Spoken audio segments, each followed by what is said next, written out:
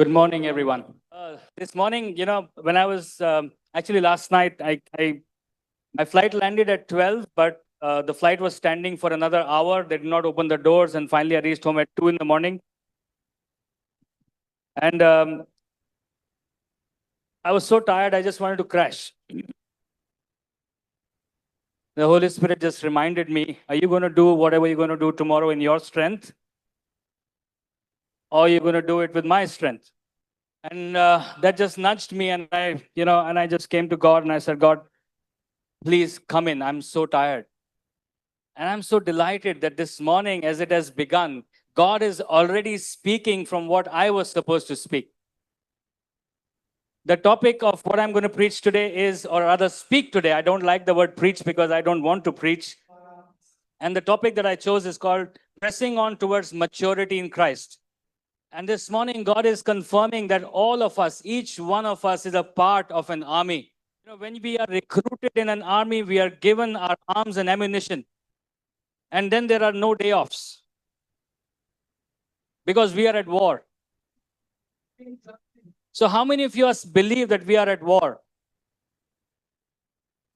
Okay, some of you don't believe we are at war.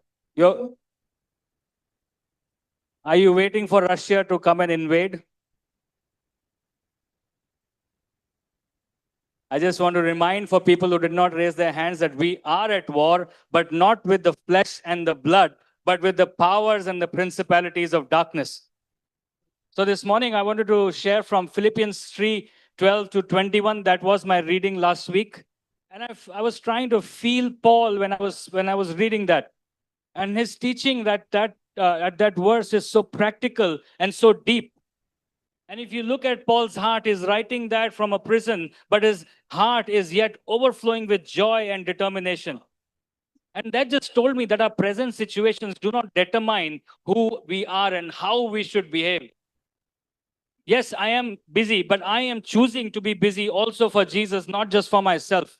My present body condition is that I'm very tired, and if I get the bed, I can sleep for 10 hours right now. But my heart is overflowing with joy because I want to share this. And Paul is sharing this to the church of Philippians and also to us. Philippians was a Roman colony where citizenship was big, just like US citizenship. A lot of people want green cards and US citizenship. But Paul reminds us that our real citizenship is not on this earth, but in heaven. Nigel, for the last 3 weeks, helped us to understand the template to move forward, to advance for God. And as he shared that Paul is looking for dependable men and women to whom the gospel can be entrusted. And those are the people who will advance the kingdom of God. Now, are we going to become those people who can be entrusted with a gospel that we can advance the kingdom? How many of us believe that? कितने लोग ये विश्वास करते हैं? Right? Okay. Great. Mostly all of us do. और ज्यादातर हम सभी लोग हैं. But this is going to happen when we walk and we start becoming mature in our walk with Christ. और ये तभी होगा जहाँ पे हम पूरी तरह परिपक्व हो जाए और अपने जीवन का परमेश्वर के राज्य में हमारा चलाव जो है वो सही रखे. Come, let us pray. आइए हम प्रार्थना. Father, we just want to come before you and we pray and ask you, Lord, as we read through Philippians, Lord God, Lord, what you were speaking to their hearts, Lord, please speak to ours as well. Lord, let us catch the heart of Paul when he's speaking, that we need to become mature in our walks with you, that we need to lay hold of what is eternal. And Lord, we pray that each one of us, by the end of today, Lord God, will commit themselves and recommit themselves to be the army for God and to walk ahead for you, Lord Jesus. Amen. All right, so my first point is that we are on an ongoing journey and we are not perfect. और ये पहला मेरा बिंदु है कि हम एक यात्रा में है जो चल रहा है और सिर्फ परिपक्वता नहीं. And as we read in Philippians 3:12 and 13, और जैसे हम फिलिपी के किताब से तीसरा अध्याय उसका 12 और 13 वचन देखेंगे, Paul makes an honest and humbling confession. और पौलुस यहाँ पे बहुत नम्र तरीके से अंगीकार करता है कुछ चीजों का. He says, not that I have already obtained this or am already perfect, but I press on to make it my own. because Christ Jesus has made me his own. Brothers, I do not consider that I have made it my own. But one thing I do, forgetting what lies behind and straining forward to what lies ahead. 12 and 13. ऐसा नहीं है कि मुझे अपनी उपलब्धि हो चुकी है अथवा मैं पूरा सिद्ध ही बन चुका हूं, किंतु मैं उस उपलब्धि को पा लेने के लिए निरंतर यत्न कर रहा हूं, जिसके लिए मसीह यीशु ने मुझे अपना बंधुआ बनाया था। हे भाइयों, मैं यह नहीं सोचता कि मैं उसे प्राप्त कर चुका हूं, पर बात यह है कि बीती को विसार कर जो मेरे सामने है उस लक्ष्य तक पहुंचने के लिए मैं संघर्ष करता रहूंगा। You know, this is remarkable because we are here talking about Paul, who was a missionary, who was a church planter, a man who wrote much of the New Testament. He says, I haven't arrived. और ये व्यक्ति के बारे में है जो पौलुस इतने सारे किताबें लिखा है, इतनी सारी उसने बातें की, लेकिन वो ये बात कर रहा मैं उस जगह पे नहीं हूं। When we look at our elders in the church, we think that, my God, he's lived a life with Christ, he has arrived. और जब हम देखते किसी प्राचीन को, हम एक तरीके से सोचते इसने तो अपना जीवन बढ़िया जिया है, ये बहुत ही सही जीवन जी रहा है, वहां पर है। Yes, they have, but now here Paul is saying, I haven't. और हाँ, वो चीज हो सकती है, लेकिन पौलुस क्या कह रहा है, मैं अभी तक वहां नहीं हूं। He is still questioning, am I perfect? और पौलुस अभी भी खुद से सवाल पूछ रहा है कि क्या मैं सिद्ध हूं यहाँ पर। But he's saying, I'm pressing on to make it my own. और लेकिन पौलुस कह रहा है फिर भी मैं निरंतर इसमें काम कर रहा हूं ताकि मैं और आगे बढ़ूं। Because Christian life is not about instant perfection. और मसीह जीवन ये नहीं है कि आपको तुरंत सिद्धता मिल जाएगी। It's about progress. और वो ये है कि आप निरंतर बढ़ते रहे, जो भी चीजें आपको दी है उसको आप निरंतर करते रहे। And spiritual maturity means that we are continuously moving forward and there is always a room to grow. और आत्मिक जो है सिद्धता वो ये है, परिपक्वता ये है कि हम हमेशा हर दिन परमेश्वर में जो है पवित्र आत्मा हम निरंतर आगे बढ़ते जाते हैं। We don't put a wall in front of us and say that, okay, I have passed my MSc in theology, I know everything, that's it. और ये नहीं है कि हाँ मैंने सब कुछ परमेश्वर के बारे में जो भी शिक्षा कर ली है, एक दीवार बना दिया है, अच्छा अब मेरा काम यहाँ पर हो गया है। God is looking at our lives and our hearts which are continuously growing in the love towards him and being perfect towards him. और परमेश्वर एक तरीके से हमारा जीवन देख रहा है, हमारे अंदर वो प्रेम देख रहा है जहां पर हम उसके लिए निरंतर आगे बढ़ रहे हैं। And maturity is also about not just moving yourself forward but also taking your brother and sister along and moving forward. और परिपक्वता ये नहीं है कि आप खुद ही आगे बढ़ते जा रहे हो, लेकिन आप अपने भाई बहनों के साथ आगे बढ़ रहे हो, एक साथ आगे बढ़ रहे हो। But Paul stressing on the key thing here is that it's the key attitude is that forgetting what lies behind and straining towards what lies ahead. और पौलुस एक तरीके से बता रहा है जो पिछला हो गया है अब उसके बारे में न सोच के जो आगे और दे है परमेश्वर दे रहा है उसके बारे में ध्यान देना चाहिए। So many times we start our days and in the morning the first thought we have is that why did that man did that to me yesterday or day before or before. जब हम सुबह उठते हैं पहली सोच कभी कभार ये आ जाती है कि कल उस व्यक्ति ने मेरे साथ ऐसा बर्ताव क्यों किया। Or you might wake up to say, God, I sinned again. How bad I am. और शायद आप ये भी सोच सकते हो कि परमेश्वर मैं फिर से हार गया, मैं कैसा व्यक्ति हूँ। And then the devil speaks to your mind that, okay, you've sinned, you can sin again. और फिर शैतान आपसे बात करेगा आपके दिमाग में, अच्छा तुमने पाप किया है अब फिर से कर सकते हो। And that's how you become chained in that sin. और एक तरीके से आप उस पाप की जंजीर में बन जाते हो। So we need to understand that here Paul is helping us to understand that forget what lies behind, but press on and move forward what lies ahead. और पौलुस ये बता रहा है जो हो गया अब उसे भूल जाओ, जो बीती बातें, अब जो आगे और है परमेश्वर दे रहा है उसके बारे में सोचो। I've come up with a term called we are all WIPs till we are RIPs. Okay. English के 3 लेटर हैं WIP, जिसका मतलब है work in progress, means काम चालू है। Till the time we are RIP मतलब rest in peace, जब कोई मरता है तो बोलते हैं rest in peace, तो हम जब तक मरेंगे नहीं तब तक काम चालू आहे। All right. So that's what Paul is actually saying, that we are WIPs till RIPs. और पौलुस ये बता रहा है हमको कि अभी हम WIP में हैं, जब तक हम हमारा RIP नहीं होता। Okay, what that means is that if I did commit a sin last week, all I have to do is come with that heart. God, I'm sorry for what I did, but I want to move forward. तो वो ये बता रहा है, यदि अपने पिछले हफ्ते कुछ पाप किया है तो आइए प्रभु के सामने उसका अंगीकार कीजिए, अब Because- और आगे बढ़िए। Because God's word is very clear. It says that I am faithful and just to forgive if you come and confess. अब परमेश्वर ने याद दिलाया, देखो मैं विश्वास योग्य हूँ, तुमको क्षमा कर रहा हूँ, आप आगे बढ़िए। Sin and condemnation. We cannot stay in our sin and condemnation, but we press on and move forward. हम एक तरीके से उस दोष में नहीं रहना चाहिए कि हमारे ऊपर दोष लगाया गया है, पर हमको आजादी से आगे बढ़ना है। All right, so tell your neighbors that I'm not going to sit back and crib over what I did last week was wrong. Yes, that was wrong, but I will move forward. अपने बगल वाले से कहिए, हाँ मैंने कुछ चीजें की, अब मैं उसी सोच को लेकर नहीं रहना चाहता, लेकिन मुझे क्षमा मांगना है और आगे बढ़ना है। All right. Sometimes we have victories in our life. और कुछ समय ऐसे होते हैं हमारे जीवन में जहाँ पे हम विजय को देखते हैं। You know, in a lot of movies, we have seen those uncles who are like, colonels in the army who probably shot one deer. और हम देखते हैं कभी कभार मूवी में जहाँ पर कोई एक अंकल होते हैं, कर्नल होते हैं, वो किसी जानवर को एक तरीके से गोली मार देते हैं। In his whole life, he shot one deer, but every morning he will gather 10 people and tell them that story that I killed one deer. और वो एक ही बार एक हिरन को गोली मारा है, बस पूरी अपने जिंदगी में वो एक ही बात बार बार सबको बताता है। Do you know anybody like that?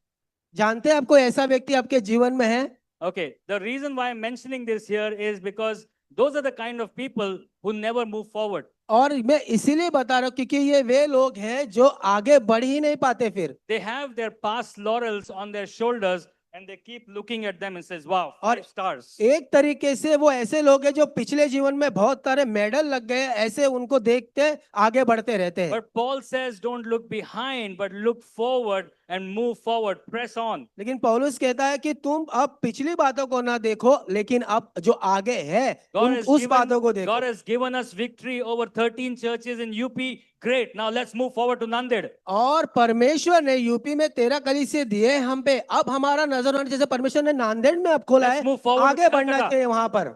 Let's move forward to Calcutta. और कलकत्ता में जो परमेश्वर ने द्वार खोला है, अब वहां आगे बढ़िए Let's move forward to regions beyond. और क्षेत्र अपार में आगे बढ़िए। You know, that is moving forward. और ये है जब हम आगे बढ़ने के बारे में बात करते हैं। So if God is today reminding you that you need to forgive someone because you've been holding on to that, or you've been holding on to a successful story in your life and you don't want to move forward from that, now is the time. Come to God and say, God, I want to move forward. और दो बातें यहाँ पर, एक है जब आपके दिल में किसी के लिए कुछ कड़वाहट है, परमेश्वर कह रहा है अब है, क्षमा मांगो, आगे बढ़ो। दूसरी बात यह है कि यदि आप वो यश को लेके आपके दिमाग में बैठे हो, अब उसको छोड़ो और आप आगे बढ़िए। Because we live in a society which actually compels us to do that. और आप हम ऐसे एक समाज में रहते हैं, वो हमें एक तरीके से पूरी तरह उत्तेजित करता है उसमें रहने के लिए। We love to live in our past traditions, our past glories, and sometimes past mistakes. और जो हमारा पिछले सभ्यता है, जो हमारी पिछले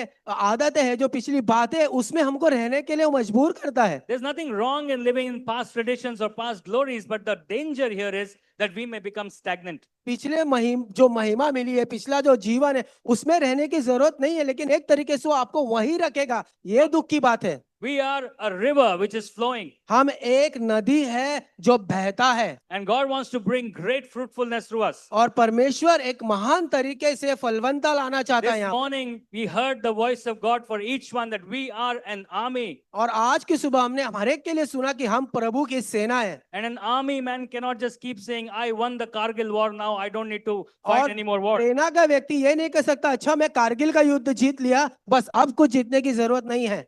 Tell your neighbor, I will press on. और आपके बगल वाले से कहिए, मैं आगे बढ़ता रहूंगा, इसमें बना रहूंगा। Amen. My number 2 point is walking in maturity together. और दूसरा मेरा बिंदु यह है कि एक साथ परिपक्वता में चलना। Now, Paul says in verses 15 is let those of us who are mature think this way, only let us hold true to what we have attained. और 15 वचन में पौलुस कहता है ताकि उन लोगों का जो हमें से सिद्ध पुरुष बन चुके हैं भाव भी ऐसा ही रहे, किंतु यदि तुम किसी बात को किसी और हर ही ढंग से सोचते हो तो तुम्हारे लिए उसका स्पष्टीकरण परमेश्वर कर देगा। You know, most of us have spent, at least 10 years with Jesus. और हमारे में से ज्यादातर लोग ऐसे हैं जो 10 साल मसीह में हैं, Some of us have been with Jesus for 5 years. और कुछ लोग शायद यहाँ पे 5 साल से मसीह है, And you've attained something. और एक तरीके से आपने कुछ पाया है इसमें, You've attained a life of prayer. और आपने एक ऐसा जीवन पाया है जो प्रार्थना का जीवन है। Like how Johnny Bhai was sharing today, and Nanne was sharing that they've attained this gift of going and talking to families and helping them. तो जैसे जॉनी और नन्हे ने बांटा, उन्होंने कुछ पाया जहाँ पे वो जा रहे हैं, बातें कर रहे हैं, मिल रहे हैं इन परिवारों के साथ। When we meet in house groups, we've attained meeting of the saints. और जब हम हाउस ग्रुप में मिलते, एक तरीके से हमने वो पाया है जहाँ पे हम संतों के साथ एकत्रित होते हैं। When we read the word and also proclaim it. और जब हम वचन को पढ़ते हैं, हम पढ़ते हैं लेकिन उसका हम घोषणा भी करते हैं। Now Paul is saying maturity means consistently keep walking in that. और पौलुस ये कह रहा है कि परिपक्वता ये है कि जहाँ पे आप निरंतर परमेश्वर में आगे बढ़ रहे हैं, Consistently keep telling yourself, I have not arrived, I will keep moving forward. और ये कहिए निरंतर कि हाँ मैं वहां पे अभी पहुंचा नहीं हूँ लेकिन मैं वहां जा रहा हूँ। If you've read the Bible once fully, cover to cover, start again. और यदि आपने बाइबल पूरा पढ़ लिया है, फिर से आप उसको पढ़ने के लिए शुरुआत कीजिए, Because God is going to give you fresh manna every day. क्योंकि परमेश्वर आपको ताजा मन्ना हर दिन देना चाहता है। Maturity also means, like I said, is not to walk alone, but also to take someone along with you. परिपक्वता ये है कि जहाँ पे हम सिर्फ अकेले नहीं आगे बढ़ रहे हैं, हम एक साथ आगे बढ़ते हैं। There's a lot of significance in the Bible about twos. और एक बहुत सारी असलियत और सच्चाइयां हैं जहाँ पे बाइबल कहता है दो लोगों के बारे में। Jesus sent 2 by 2. और यीशु मसीह ने है दो दो करके भेजा। Jesus says, confess your sins to one another. यीशु ने कहा अपने पापों का अंगीकार एक दूसरे के साथ करो। Jesus said, encourage one another. यीशु मसीह ने कहा एक दूसरे को आप प्रोत्साहित करो, Spur one another. एक दूसरे को उत्तेजित करो। I want to ask you, और मैं आपसे पूछना चाहता हूँ, who is that one another in your life? और पूछना चाहता हूँ कि आपके जीवन में वो व्यक्ति कौन है? Do you have one? क्या आपके पास है? Are you discipling someone? क्या आप किसी का शिष्यत्व कर रहे हैं? Are you getting discipled yourself by someone? क्या आप खुद किसी के द्वारा शिष्यत्व पा रहे हैं? If you are, great. अगर आप कर रहे हैं तो बहुत बढ़िया। If you're not, अगर आप नहीं कर रहे हैं, start today. आज उसका आप शुरुआत करना है। When God's word comes, we hold on to it, we walk with it, we move forward. परमेश्वर का वचन जब आता है उसको थामते हैं और वहां से आप आगे बढ़ते हैं। You know, I'll share from my life, my spiritual life. I'm almost a 30-year-old Christian now. और मैं अपने जीवन के बारे में बताना चाहता हूँ जहाँ पे मैं 30 साल से मसीह हूँ। I accepted Jesus when I was 18. और मैं यीशु मसीह को तब स्वीकार किया जब मैं 18 साल का था। But my real spiritual growth actually started when I came to this church in 2011. लेकिन मेरी आत्मिक बढ़ोतरी तब हुई जब भी मैं इस कलीसिया से जुड़ा। You know why? पता है आपको क्यों? Because this church believes in the foundation only and only on the word of God. क्योंकि ये कलीसिया जो है वो उसका बुनियाद सिर्फ और सिर्फ परमेश्वर के वचन पे है। Nigel, as our lead elder, always encourages us that if you hear something from somewhere, go back to the word of God and check. और नाइजल अंकल हमको ये बताते हैं, यदि आपने किसी के द्वारा कुछ वचन सुना है, जाओ अगर वो परमेश्वर से वचन के साथ मेल खाता है कि नहीं उसको देखो। It is for what Jesus says in Matthew that we are building our house on the rock. और ये इसके बारे में वो बताता है, मत्ती के किताब में यीशु मसीह कहता है वो ये है कि तुम अपना घर चट्टान पे बांध रहे हो। And that is how I can see my life being transformed, because somebody took time and effort to disciple me. और एक तरीके से मैं खुद के जीवन को वो देखता हूँ कि बदला हुआ है एक तरीके से, क्योंकि किसी ने वो एक मौका लिया कि वो आए और मेरे साथ समय बिताए। Nigel was introducing me with a smile just now that I was not able to be caught. और नाइजल अंकल जब बांट रहे थे अजय भाई के बारे में तो बता रहे थे कि एक तरीके से ऐसा कि पकड़ा ना जाए। 1.5 months, 2 months, Nigel would call me again and again. Ajay, when can I meet you? और अंकल नाइजल बार बार निरंतर अजय भाई से बात करते थे, पूछते थे कि अच्छा मैं आपसे कब मिल सकता हूँ। Yeah, Nigel, I'm busy. I'll call you back. तो मैं कह रहा था मैं बिजी हूँ, बाद में फोन करता हूँ आपको। But he didn't give up. He didn't give up. He didn't give up. लेकिन उन्होंने हार नहीं माना।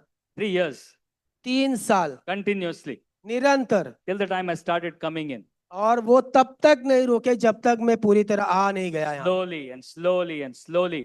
और धीरे धीरे करके, And Nigel and Des spending hours with us, both of us. और अंकल नाइजिल एक तरीके से समय बिताते थे, घंटों समय बिताते थे उन दंपति के साथ। And that's how we stand here where we stand. और इस कारण हम आज यहाँ खड़े हैं, जहाँ पर हम खड़े हैं। And we want to honor you, Nigel and Des. For और हम आपका आदर करना चाहते हैं uncle Nigel and Des. All right. But at the same point of time, what Nigel taught us, and he's teaching us as leaders now, not just leaders, but for everyone, who are we discipling? और एक तरीके से अब uncle Nigel हमको सिखा रहे हैं, सिर्फ अगुओं को ही नहीं, लेकिन ये कलीसिया के बारे में कि आप किसको शिष्यत्व कर रहे हो। Because Ephesians 4:13 says, maturity comes when the whole body grows together in love. और इफिसियों का किताब में उसमें लिखा है कि जो परिपक्वता है वो एक साथ पूरे शरीर के द्वारा आता है। Last week we heard about the body parts and who is important and who is not. Remember? पिछले हफ्ते हमने देखा शरीर के जो अंग है उनके बारे में हमने बातचीत किया, कौन सा अंग महत्वपूर्ण और कौन सा अंग महत्वपूर्ण नहीं है उसके बारे में बातचीत की। Every part is important. हर एक भाग महत्वपूर्ण है। Now, you have some unfortunate cases where you probably have seen men and women who are dwarf. और आप देखे होंगे ऐसे स्त्री और पुरुष जो बौने हैं। Some of them have short hands. किसी के हाथ छोटे हैं। How does that body look? और वो शरीर कैसा दिखता है आपको? It looks deformed. और वो एक तरीके से ऐसा कि पूरी तरह उसको निर्माण नहीं हुआ है। But the question is, who are we? We are the body of Christ. फिर ये सवाल हम पे आता है कि हम कौन है? हम परमेश्वर का शरीर है। Can we be deformed? क्या हमको भी पूरी तरह बनना है, निर्माण होना है? Can we look deformed? तो ये एक तरीके से बताता है हमको कि क्या हम भी ऐसे आड़े टेढ़े हैं? Will Jesus allow his body to look deformed? तो क्या यीशु मसीह वो परवानगी देगा कि उसका शरीर ऐसे आड़ा टेढ़ा दिखे? So then what is Jesus waiting for? फिर यीशु मसीह क्या बताना चाहते हैं हमको यहाँ पर? He's waiting for that short arm to start hearing and saying, God, I am ready to come to life.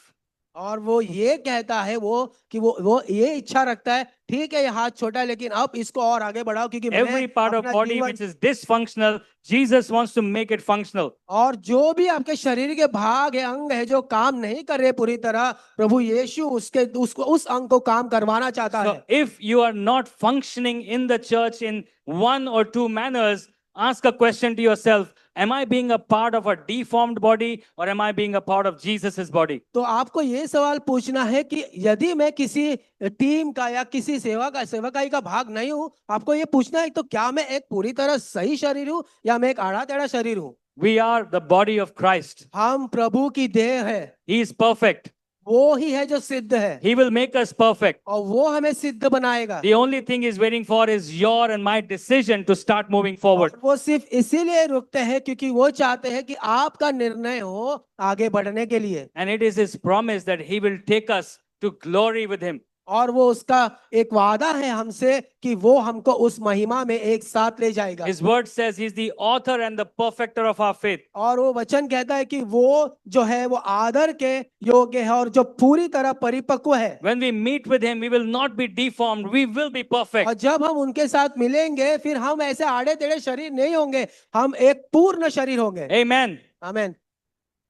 So true spiritual maturity is not being independent, it's being interdependent. और सच्ची आत्मिक परिपक्वता ये है कि सिर्फ खुद के बारे में ही नहीं सोचना पर हम एक साथ आगे बढ़े, ये सोच होना जरूरी है। It's not about just living for yourself, but it's about building the body of Christ. और ये नहीं है कि आप खुद के बारे में और खुद का जीवन जिए, लेकिन परमेश्वर के देह का निर्माण हो, वो देह आगे बढ़े।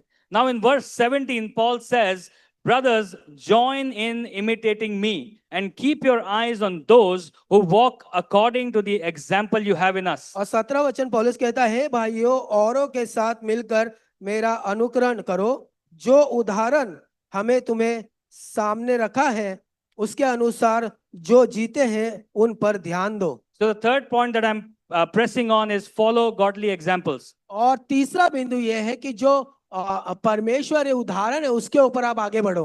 In today's world, we've got so many examples all around us. और आज के जीवन में हम देखे बहुत सारे उदाहरण है इस संसार में हमारे आंखों के सामने, Good, bad, and ugly. और जो अच्छा है, बुरा है और भद्दा है।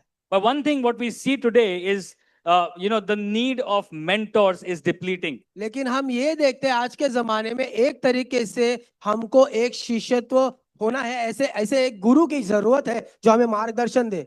नहीं, आजकल गुरुओं की जो महत्वता है वो लोग उसे कम करते जा रहे हैं। वो कहते हैं हम ठीक हैं बस। So in today's world, people don't want to copy anyone. और आज के जमाने में कोई किसी की नकल नहीं करना चाहता, They are self-reliant. They think that I'm going to make my own. और वो ऐसे है कि खुद के ऊपर ही निर्भर है और कहते हैं कि मैं ही सब कुछ करूंगा। But here Paul is telling us, hey, imitate me. लेकिन पौलुस यहाँ पे कहता है कि जो मैंने किया है मुझे देख के तुम भी वो चीजें करो। Now, Paul is not saying imitate him alone. He's saying the next word towards him, as I imitate Christ. पौलुस ये नहीं कह रहा सिर्फ खुद के बारे में कि मैं जो कर रहा हूं आप उसी को देखो, नहीं, वो कह रहा है कि जैसा मैंने यीशु मसीह को देख के कुछ कार्य किए वही चीजें आप मेरे अंदर देख के आप भी करो। 1 Corinthians 11:1 tells us, be imitators of me as I am of Christ. और कुरिन्थी में लिखा है मेरी आप जो मैं कर रहा हूँ वो आप करो जैसा मैं यीशु मसीह को देखकर कर रहा हूँ। Now, Paul is saying this with such confidence because he has given his life for one sole purpose, is to preach the gospel and to live the gospel. क्योंकि पौलुस एक तरीके से ये पूरे आत्मविश्वास के साथ कह रहा है क्योंकि उसका जीवन में एक ही मकसद था कि सुसमाचार को आगे लेके जाना। Now, that's a good example to follow. और ये बहुत बढ़िया उदाहरण है जिसके पीछे हम चल सकते हैं। You know, recently before Charlie Kirk died, I had no idea who Charlie Kirk was. और चार्ली कर्क के मृत्यु के पहले मुझे पता ही नहीं था कि चार्ली कर्क कौन है। But that one statement, he said that somebody asked him, what do you want to be remembered for?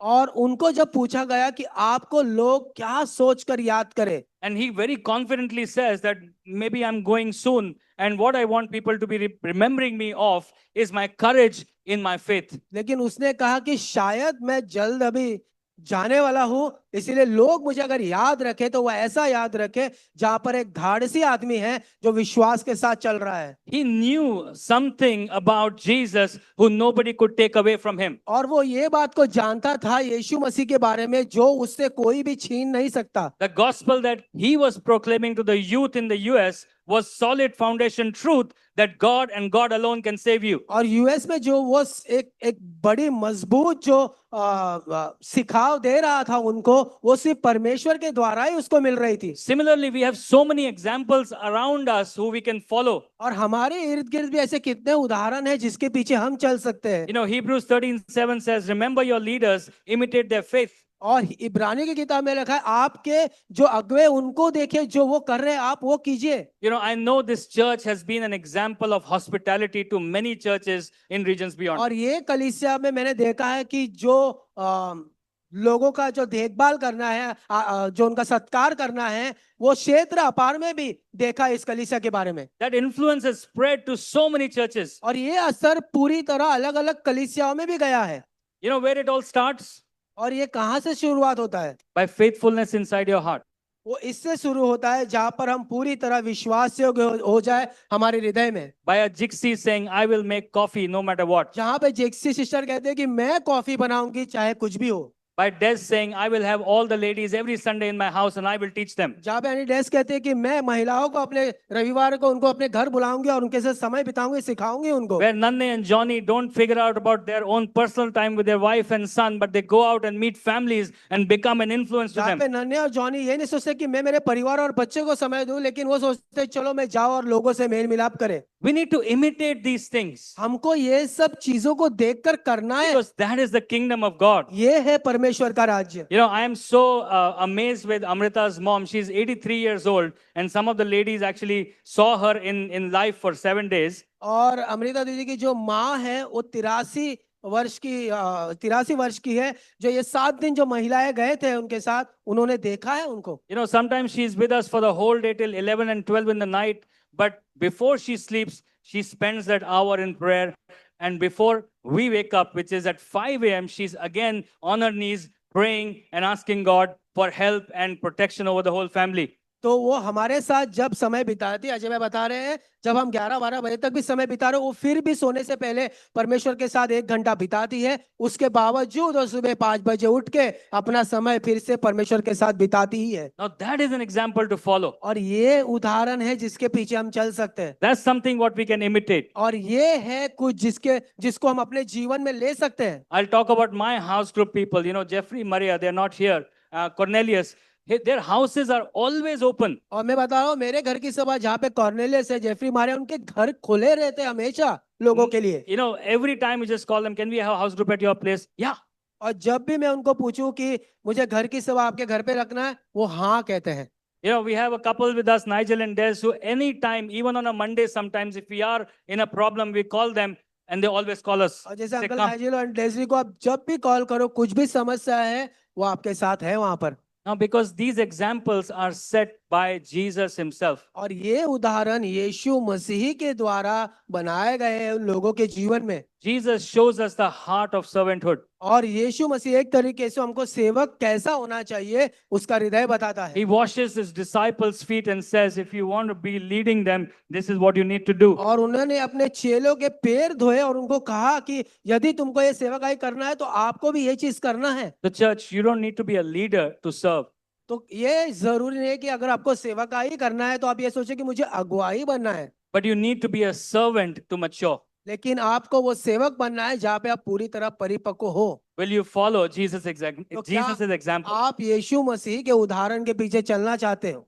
Another thing to, when Paul says imitate me is now for parents. I'm a parent myself. और जैसे पौलुस कहता है कि मैं जो कर रहा हूँ उसे आप देखो और करो, एक तरीके से माता पिता के ऊपर भी बात आती है। As sometimes parents, we don't actually have this thing always sticking in our minds that our children are always watching us. और हम कभी कभार ये नहीं सोचते माता पिता होने के नाते कि हमारे बच्चे जो है जो हमें देख रहे हैं निरंतर। Because our real self is not outside when we are in the church or we are with somebody else. और हम वैसे नहीं रहते हैं असलियत में, जैसे हम घर में हैं वैसे आप बाहर या कलीसिया में आप नहीं रहते। Outside is hello brother, praise the Lord, everything okay? और बाहर कहेंगे hello brother, praise the Lord, सब कुछ ठीक Oh, है। your son looks so beautiful. हम बोलेगा अरे आपका बच्चा बहुत बढ़िया है। But at home we are different people. लेकिन घर में हम अलग होते हैं। Even last night, I want to confess this. I came back home, Ashish was still awake. I got upset with him. और पिछली रात की बात बता रहा है अजय भाई, जैसे आशीष जगा हुआ था, उनको अच्छा नहीं लगा उस बात के बारे में। But this morning I asked forgiveness from him. लेकिन आज की सुबह उन्होंने अपने बच्चे से क्षमा मांगा He came to give me a hug and a kiss, and I said, I don't want to talk to him. और दोनों ने गले लगाए, एक दूसरे को चुंबन दिया। No, he wanted me to, अच्छा, उसको चाहिए था कि वो गले लगाए, but I shunned him away और अजय भाई ने बोला कि नहीं, because I was upset. क्योंकि मैं फिर भी निराश था। And suddenly the Holy Spirit reminded me, what am I doing? और फिर पवित्र आत्मा ने मुझे याद दिलाया कि मैं क्या कर रहा हूँ। Actually, what I was doing was because of my tiredness, but I forgot that I have Jesus to follow. लेकिन जो मैं वो किया चीज, वो मेरे थकावट के कारण किया, लेकिन मैं ये बात जान आ गया कि यीशु मसीह मेरे साथ है। Our children catch everything. They catch our anger, they catch our carelessness, they catch our being disrespectful to each other. और बच्चे जो है वो सब बातों को पकड़ते, आपका चाहे वो क्रोध हो, चाहे आप ठीक तरीके से देखभाल नहीं करे, हर एक बातों को जो आप कर रहे हो पकड़ते। They also catch our positive things, which is our prayer life, our worshiping God, and the way we show generosity. और वो हमारे सकारात्मक रूप को भी लेते हैं, जहाँ पर हम अपना प्रार्थना का जीवन बिता रहे हैं, या हम लोगों का आत्म सत्कार कर रहे हैं, या हम किसी को कुछ दे रहे हैं उदारता से, वो भी चीजें देख रहे हैं। So we need to be setting right examples in front of our तो children. हमें एक बहुत अच्छा उदाहरण रखना है हमारे बच्चों के सामने। And we need to imitate Jesus, and we need to imitate people who are good influences around us. और हमको यीशु मसीह जो करते हैं उसको हमको देखकर करना है, और उन लोगों को देखना है जो एक अच्छा असर ला रहे हैं हमारे जीवन के ऊपर। Because there are so many wrong influences out there which we may end up following if we are not imitating the right influence. क्योंकि अगर हम सही असर को अगर हम हमारे जीवन में नहीं लेते, बाहर बहुत ऐसे बुरे असर है जो हमारे ऊपर आ जाएंगे। Are you letting someone talk into your life? क्या आप किसी को चाहते हैं कि वो व्यक्ति आपके जीवन के द्वारा जीवन में बात करे? That's a part of being a disciple. और वो एक चीज है जहाँ पे आप खुद को शिष्यत्व होने देते हो। Being vulnerable. और आप पूरी तरह खुल के बातें कर रहे हो And वहां you पर। say, this is my problem, but I want to fix it. और आप कह रहे हैं कि देखो ये मेरी समस्या है लेकिन मुझे इसे ठीक करना है। So ask your neighbor, who are you imitating? आपके बगल वाले से पूछे कि आप किसका अनुसरण कर रहे हैं, Who is किसको देख के कर। influencing your walk with Jesus? और कौन ऐसा है जो यीशु मसीह में आपके साथ वो चल रहा है। And the third question, are you living in a way where others could imitate your faith? तो क्या तीसरा सवाल ये है, क्या आप ऐसा चल रहे हैं जहाँ पे लोग देखे कि आप सही में यीशु मसीह का अनुसरण कर रहे हो। Okay, now I quickly rush because time's running out. verse 18 and 19 talks about living a self-centered life. और 18-19 वचन में एक तरीके से वो बता रहा है कि कैसे खुद के बारे में एक तरीके से हम जीवन जीते हैं। This is a very serious verse to look at. और ये बहुत ही गंभीर वचन है देखने के लिए। Because Paul is not talking to the outside world, he's talking to the church. और पौलुस एक तरीके से बाहर की दुनिया वाले से बात नहीं कर रहा, वो कलीसिया से बात कर रहा है। And I quickly read, and if you can just read the Hindi right there, so we will not waste time. For as I have often told you before and now tell you again, even with tears, many live as enemies of the cross of Christ. Their destiny is destruction, their God is their stomach, and their glory is in their shame. Their mind is set on earthly things. When I read that verse, my heart was like almost skipped a beat. और जब मैं वचन पढ़ रहा था, मुझे ऐसा लगा एक मेरे दिल की एक धड़कन रुक सी गई है। Because in the busyness of life, sometimes, we really don't know if we are only walking for my own success or am I walking aligned with God. तो आप ये सोचते हैं कि जो हमारा जीवन का जो व्यस्त जीवन है, हम एक तरीके से हम खुद के यश के बारे में ही चलते जा रहे हैं, आगे बढ़ रहे हैं। But here Paul is weeping and telling, all the believers that he's speaking to the church of Philippians saying, your God is your belly and their glory is in their shame. और एक तरीके से पौलुस यहाँ पे बता रहा है कि तुम्हारी जो परमेश्वर है तुम्हारा, वो तुम्हारा एक तरीके से तुम्हारा पेट है। Because those people were living a self-centered life and a compromised Christian life. और वो ऐसा जी रहे थे, खुद के बारे में ही सोच रहे थे और खुद के ही जीवन के बारे में सोच रहे हैं। They were living for their own appetites, own pleasure and self-indulgence. वो सिर्फ खुद के भूख के बारे में सोच रहे हैं और खुद की जरूरत और खुद के जीवन के बारे में ही सोच रहे थे। The 16 years of my life when I was being a Christian, I was actually living a compromised Christian life. और 16 साल जो मेरा ऐसा जीवन था, एक तरीके से मैं ऐसा जीवन जी रहा था जहाँ पे मैं खुद के बारे में ही सोच रहा हूँ, मसीह जीवन के बारे में सोच ही नहीं रहा था। It's possible that you are doing all the right things, but you're still only living for your own self. ये हो सकता है आप पूरी तरह सही काम कर रहे हो, लेकिन एक तरीके से आप खुद के बारे में ही सोचते हो। You're not bothered about what your brother is going through or what your neighbor is going through. आपको फिर कोई फर्क नहीं पड़ता कि आपका पड़ोसी किस परिस्थिति से जा रहा है या आपका भाई या बहन किस परिस्थिति से जा रहे हैं। Our minds can get set on earthly things. हमारा जो मन है वो एक तरीके से जो सांसारिक बातों पे ही रह जाएगा। My previous me would have easily told Amrita, I am very tired, I am not going to church, and I've done that. और सबसे बड़ा ये चीज हो सकता था, मैं कह सकता था अमृता को, मैं अब पूरा थक गया हूँ, मैं कलीसिया नहीं जाने वाला। So many times in those 16 years, Amrita always, the pen she was writing her notes with would come here. और कितनी बार ऐसा हुआ है उस समय जब वचन होता था, मैं नींद या सो रहा हूँ, थका हुआ, तो अमृता दीदी की जो पेन होती थी और एक तरीके से वो चुबा देती थी। I was tired then. मैं थका हुआ था तब। I am tired today also. मैं आज भी थका हुआ हूँ। But what has changed? लेकिन यहाँ पे बदल क्या गया है? The only thing that has changed is Jesus changed my heart towards him. और एक बदलाव हो गया, यीशु मसीह ने मेरा हृदय पूरी तरह बदल दिया उनकी तरफ। And not just my heart, his word says renew your mind. और सिर्फ मेरा हृदय ही नहीं, लेकिन परमेश्वर का वचन कहता है अपना जो बुद्धि है, जो सोच है, उसको नया करो। And you are renewed. और आप पूरी तरह फिर नए हो जाओगे। You are a new man. आप एक नया पुरुष है। You can now tell somebody else that, hey, listen, buddy, you're busy, no problem. I'm busier than you. Come, let's go to church. और फिर बोल सकते हैं, चलो आप व्यस्त है, कोई बात नहीं, मैं भी व्यस्त हूँ, आओ कलीसिया जाते हैं। Now, this is the change that all of us must happen. और ये बदलाव हम हर एक के जीवन में होना चाहिए। I'm not just glorifying myself. I'm sharing my life example so that you can hear me and ऐसा नहीं see कि मैं through me. अपने महिमा बता रहा हूँ, लेकिन मैं सही में अपना जीवन आपके साथ बांट रहा हूँ। Also, another example is that if somebody is doing a business, he could build for himself fat profits and have the best house and best car and maybe 5 of them and maybe 10 houses. और ये उदाहरण भी हो सकता है जहाँ पे कोई व्यवसाय कर रहा है, बहुत अच्छी कमाई कर रहा है, चाहे वो 5 बंगले हो या 10 बंगले, उसने घर खरीद लिए हो। But does God approve of that life? पर क्या परमेश्वर ऐसे जीवन को सही कहते हैं? Thoughts? Yes, no? हाँ, नहीं?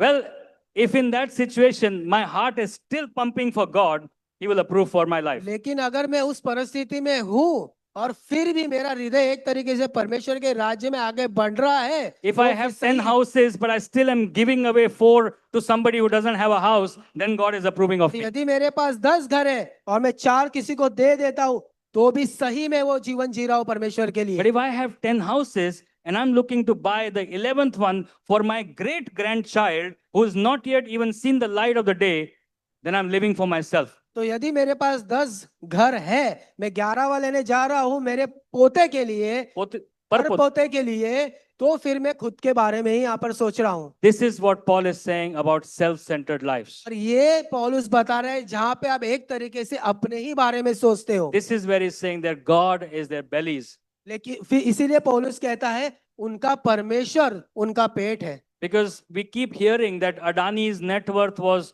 213 billion and then it became 273 billion and then I don't know 312 billion. तो जब हम देखते हैं एक तरीके से तो अदानी का जो धन संपत्ति है 213 बिलियन है, 273 बिलियन हो गया है। It's increasing. और ये बढ़ते ही जा रहा है। Does he know that he has so much money?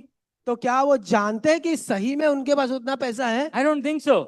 मैं नहीं समझता इस बात को। It's just the need of earning more and more and I want to become the richest man of the world. ये सिर्फ इतना है, वो सिर्फ वहां पे ही अटके हुए कि मुझे और कमाना है, यही वो अपनी जरूरत मानते हैं। All right, we're taking a big example of Adani. Let's take our own examples. बहुत बड़ा उदाहरण ले लिए, हम हमारे बारे में देखेंगे। If my job has become my God, सोचो आपका जो नौकरी है वो आपके लिए परमेश्वर हो जाए। no, I cannot come out of my job. I cannot go to house group. I cannot go to my boss and ask for a leave. और मैं अपने हाउस ग्रुप नहीं जा सकता, प्रार्थना नहीं जा सकता, मैं अपने boss,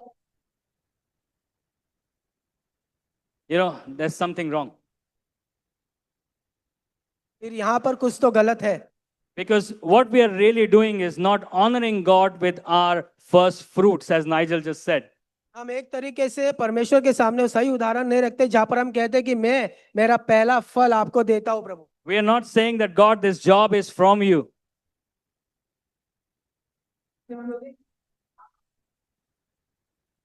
We are actually saying that no, this job is providing for me.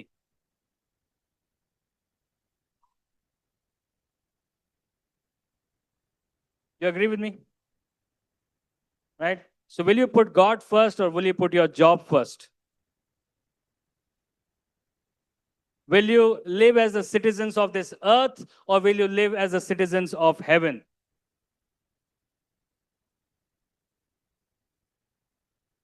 Because if we live our lives not just self-centered, not just me, my family, then we are actually behaving like citizens of heaven.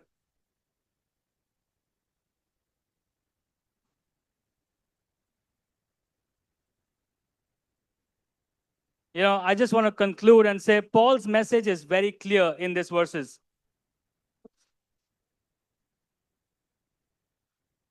Run your race with focus. Run your race with focus. Pursue Christian maturity.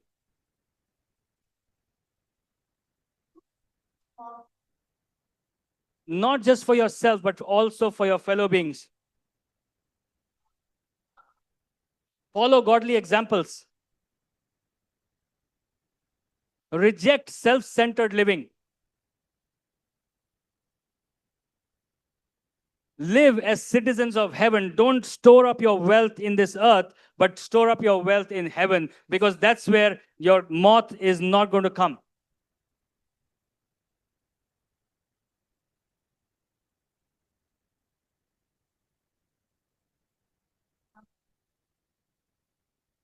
And I'm going to close with this verse in Philippians 1:27.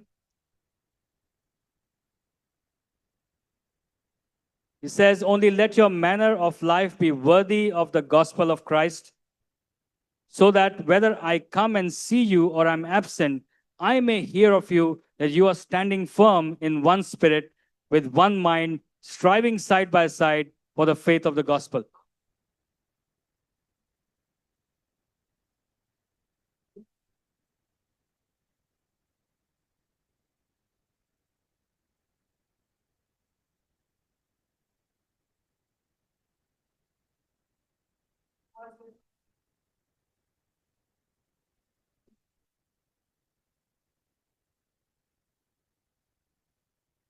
There's a race which is set out for all of us. This morning we've heard that we are all a part of an army.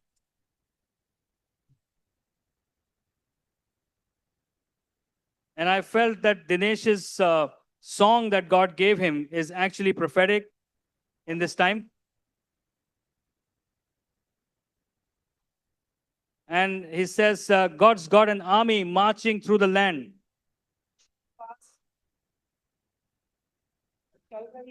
Deliverance in the song, healing in their hands. And in this army, I have got a part. So tell your neighbor, in this army, I have got a part.